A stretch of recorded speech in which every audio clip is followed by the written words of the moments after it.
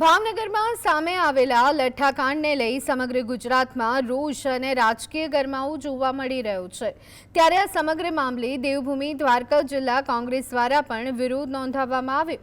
કોંગ્રેસના આગેવાનો અને કાર્યકરો જિલ્લા કલેક્ટર કચેરી ખાતે પહોંચ્યા હતા અને લઠ્ઠાકાંડ મામલે કલેક્ટરને આવેદનપત્ર પાઠવ્યો હતો।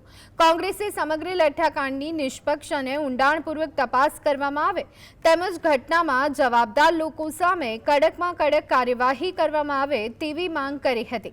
કોંગ્રેસના આગેવાનો અને કાર્યકરોએ મૌન પાડી લઠ્ઠાકાંડમાં જીવ ગુમાવનાર મૃતકોને શ્રદ્ધાંજલિ અર્પણ કરી હતી।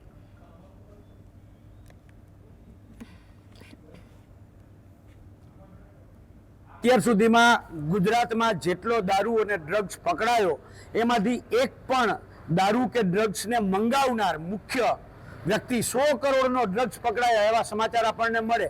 100 કરોડ પેડલરની તાકાત નથી। 100 કરોડનો ડ્રગ્સ મંગાવવાની કે દારૂ મંગાવવાની બુટલેગરની કે પેડલરની તાકાત નથી। એ કોઈક મોટો માફિયો જ હોય જેને ગાંધીનગરના આશીર્વાદ હોય। તો આ જે મંગાવનાર છે, આ જે મોકલનાર છે, એને કેમ ક્યારેય કોઈ પકડતું નથી?